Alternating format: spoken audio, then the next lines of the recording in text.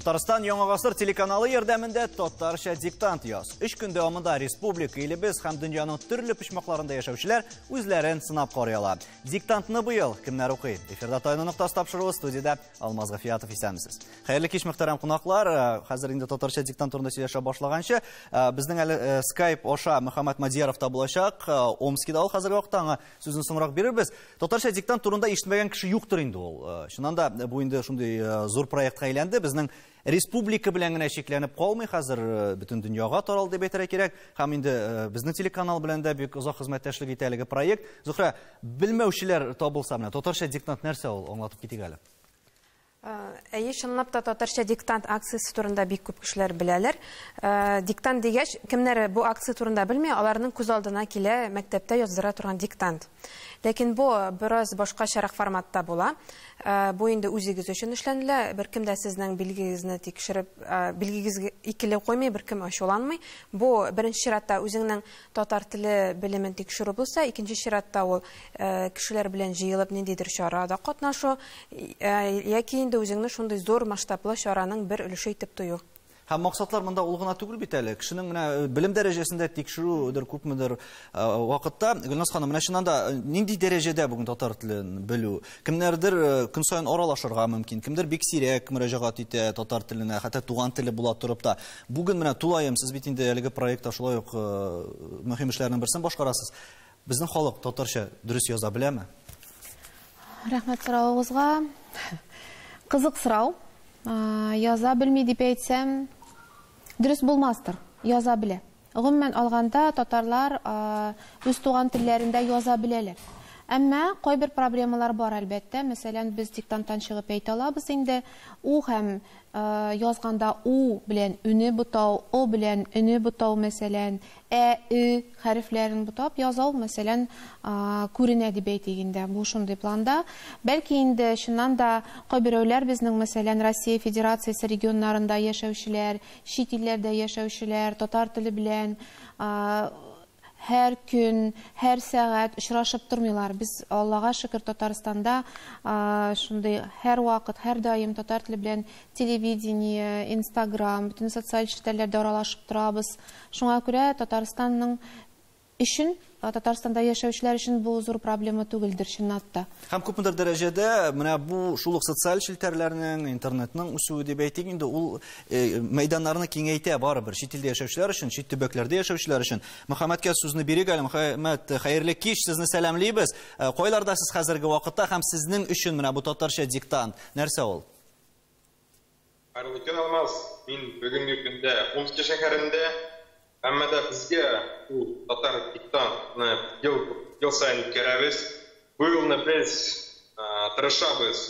39 районны Саратов өлкәсендә теге елларда бездә 9 район гына яза иде. Әмма да Ленария ничекәтте миллионга якын татарларны кертергә шул диктантны без Саратов өлкәсеннән ала насыйп итсә, шулай ук планыбызны күтәрәбез алар.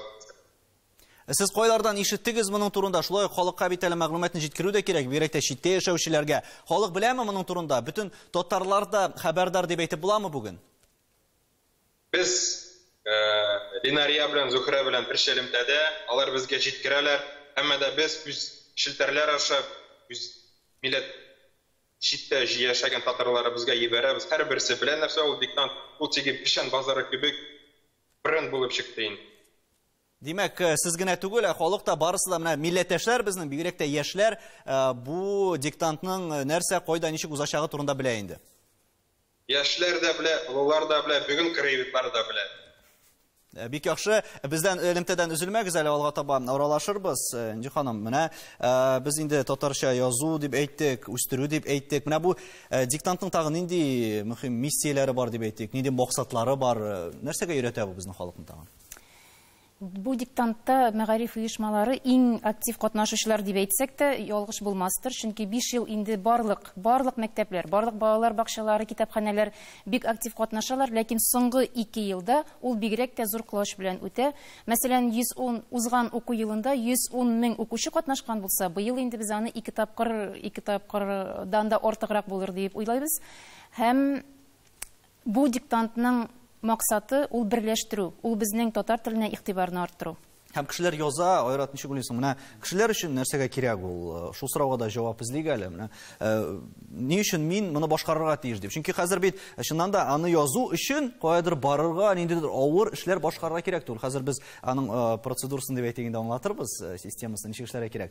Ләкин менә нәрсәгә кирәк бу кешеләргә? Менә бу сорауга ничек җавап? Менә төп максаты беренче акциядан алып, ул административ рәвештә кешене монда тарту түгел. Административ рәвештә кешене тарсаң да 2 миллион да җыелыр анда бөтен бюджетникларны җыйсаң. Монда кеше үз ихтыяры белән чынлап та килә, үзенең татар теле белем дәрәҗәсен тикшерә. Ни өчен кирәк? Әлбәттә, бу туган телебезгә игътибар.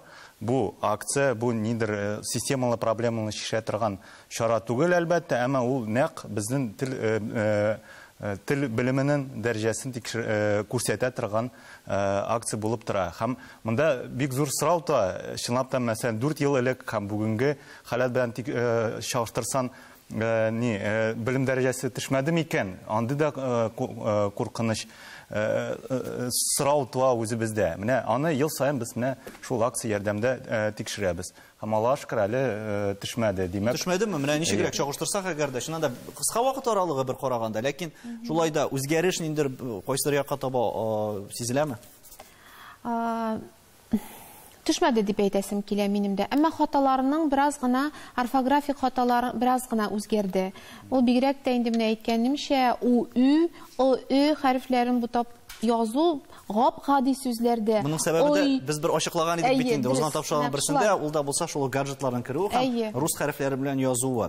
Әйтәсем килә, һәр вакыт ел саен сайланыла шундый текст, кайсысы нидер мәгънә белән бәйле, быелгы зур мәгънә белән, яки нидер юбилей белән бәйле. Ул һәр вакыт мәгънәле һәм нидер зур максатка чакыра торган текст булып тора. Һәм менә быел сайланылган текст ул Гомар Баширов тексты. Һәм Ибрахим Сәләхов текстлары. Менә шулар турында, текстлар турында да бераз әйтеп китсәгез диде. Ни өчен алар сайлана?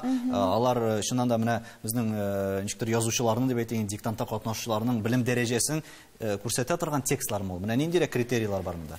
Текстларны сайлаганда иң беренче чиратта инде без бергәләп очрашабыз, шулай бит. Һәм инде текстлар 10-15 текст, мәсәлән, безнең институтыбыз, филология һәм мәдәният-ара багланышлар институты укытучылары менә шул 15 текст, һәм аннан соң инде шул 3 текстка кала дип әйтегән, димме? Россия Федерациясе, чит илләрдә яшәүче һәм инде әлбәттә Татарстан Республикасында һәм Башкортстан Республикасында яшәүче милләттәшләребез өчен ул текстлар сайлана. Быел без сайладык Гомар Баширов һәм Ибрахим Сәләхов текстларын. Икесе Ибрахим, гафу итегез, икесе Гомар Баширов тексты, берсе Ибрахим Сәләхов тексты. Ни өчен дигәндә, бу бөек язучыларның, танылган язучыларның юбилей еллары. Гомар Башировның, ялгышмасам, 120, Ибрахим Сәләховның 110 еллыгы. Менә шушы даталар һәм гомумән әлеге татарча диктант ул бит инде проект белән генә шикләнеп калмый. Айзат, ялгышмасам, сез дә әлеге акцияләрдә катнашып, тагын күргәзмәләр өстендә дә эшләйсез. Шулар хакта сөйләсәгез иде.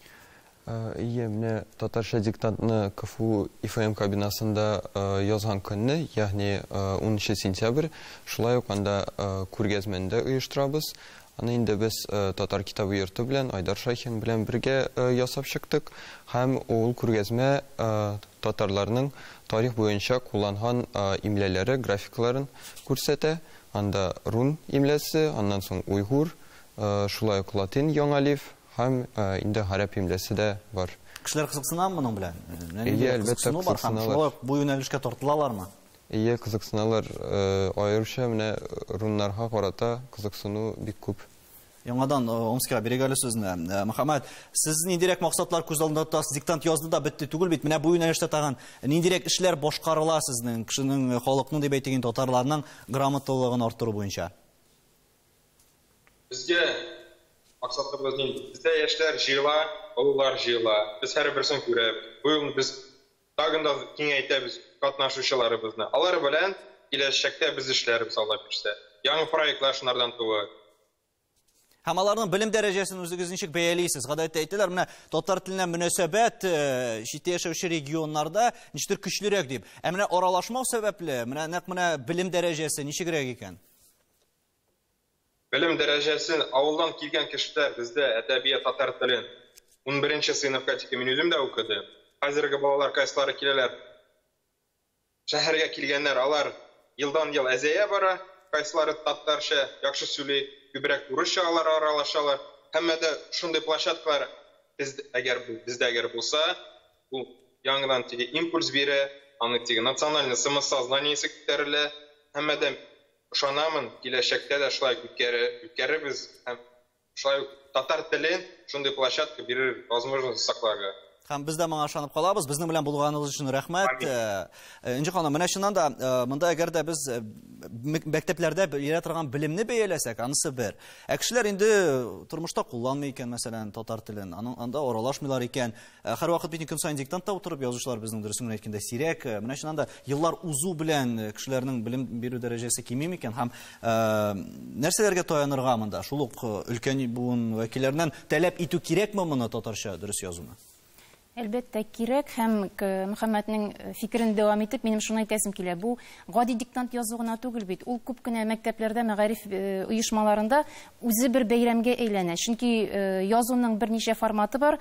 ТНВ трансляциясыннан тыңлап язырга мөмкин яки кемдер әйтеп яздырырга мөмкин. Һәм мөмкинлеге булган барлык мәктәпләр шакыралар артистларны, дикторларны, күренекле шәхесләрне үзләренең районнарындагы һәм алар белән аралашу, алар белән бергә фотога төшү, алар белән аларны тыңлап язу кызыксындыру чаралары көрелгәндә, аларны җәлеп итәдер. Ә менә быел телевидениедә кемнәр укыячак? Бу хакта рекламадан сөйләшәбез.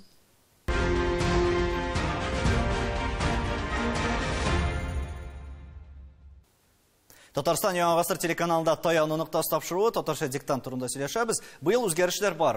3 көн күрсәтеләчәк Татарстан Яңа гасыр телеканалы ашада. Менә Зөһрә, тагын индирәк яңалыклар бар. Кемнәр укый, ничегрәк сайлана бу кешеләр? Шулай ук без әйттек инде менә йолдызлар чакырыла дип. Алар шулай бит инде аудиторияны җәлеп итәргә сәләтле. Быел менә нәрсәләр көтәбез? Быелны безнең татарча диктантны 3 төрле юл белән язып була. Беренчесе ул гадәти формат, ягъни мәсәлән, үзегезнең якындагы булган мәйданчыкка барып диктант язу. Казанда инде ул филология һәм мәдәният ара багланышлар институты була. Икенче юл ул өйдән язу диктантны. Бу очракта инде безгә ТНВ ярдәмгә килә. 10-нчы, 11-нче һәм 12-нче сентябрь көннәрендә сәгать 11-дә эфир булачак. Һәм шул вакытта эфирне кабызып, шулай ук диктант язып булачак. Һәм инде 3-нче юл без менә әйтеп үткән идегез, татарча диктантны кеше көн саен язмый, әмма без көн саен телефоннан SMS-лар язабыз. Шуңа күрә 3-нче юл бар. Анда булса клавиатурада да диктантны язу мөмкинлеге бар. Телевидение ошада бит аны карап кына язу түгел, әле теркәләргә кирәктер. Менә ничек узарга әлеге юлларны аңлатып китсәгез иде. Нәрсәләр эшләргә кирәк, каядыр теркәләргә кирәкме? Бу бит инде укыдың да яздың, аннары ничек тикшерергә дигән сорау туа. Әйе, без инде моның турында бик уйладык. Һәм иң җайлы юл ул диктантны, бланкны башта сайттан табып, diktant.tatar бланкны тутырабыз. Шунда диктантны язабыз. Әгәр дә бланк булмаса, инде мөмкин ак кагазьгә дә диктантны язырга. Һәм шулай ук безнең сайтта бар адреслар, кайсы мәйданчыкларда, нинди мәктәпләрдә диктантлар языла. Мөмкин шул мәйданчыкка барып диктантны тапшырырга тикшерү өчен. Һәм мөмкин шулай ук без соңыннан ул текстларны сайтка чыгарачакбыз. Кеше үзлектән дә үзенең хаталарын тикшерә алачак.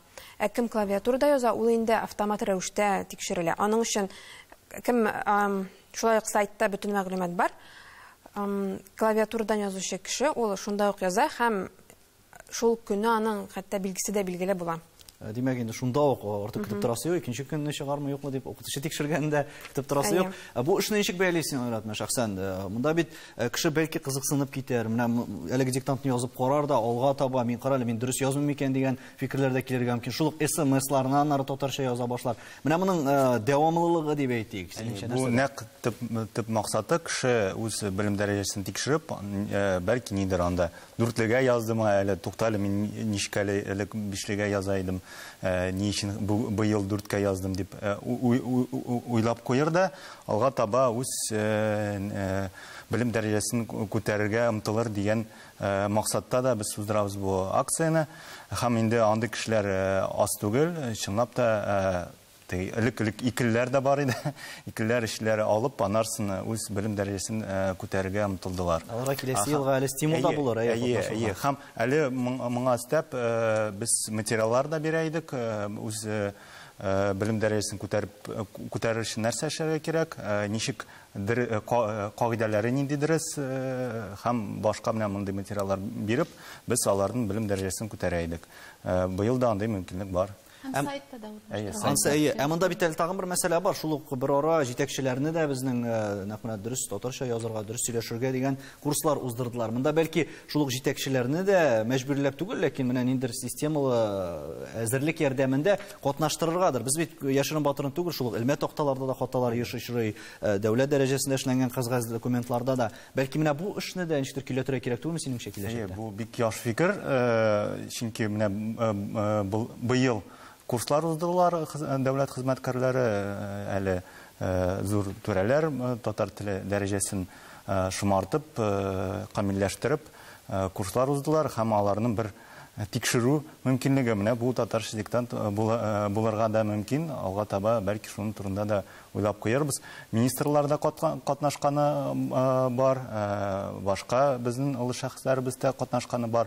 Быел язучылар берлеге катнаша, театр берлеге катнаша, безнең композитор берлеге катнаша. Шуңа күрә мәшһүр кешеләребез, атаклы мәдәният вәкилләре инде монда бу татарча диктантта катнашыр. Һәм бөтенесе дә анда композиторлар бөтенесе дә 100% татар телен камил дәрәҗәдә белмиләр, әмма омтылышлары бар һәм бу диктант аларга шундый тәргиш бирер дип өметләнәбез мәдәният вәкилләренә, бигрәк тә яшь буынга. Кирәк, бигрәк тә мәктәпләр һәм югары уку йортлары турында да сөйләшәсез. Менә аларда без әйтәбез инде татар теле төрле яклап басым астына эләкте. Шулай да менә бу диктантлар язу мәктәптә формалаша бит инде кешенең барыбер белеме дип әйтик. Алга таба ул шулык нинди дәрәҗәдә белә икән татар телен дигән фикер. Менә сез ничек уйлыйсыз, мәктәпләрдә бүген шулык диктантларны язу кешене шулык мәгърифәткә өйрәтү эшчәнлеге ни дәрәҗәдә башкарыла икән? Яхшы дәрәҗәдә дип әйтәсем килә. Бүгенге көндә безнең һәр мәктәптә мәҗбүри уку планының мәҗбүри өлешендә туган тел дигән фән бар, дәрес бар.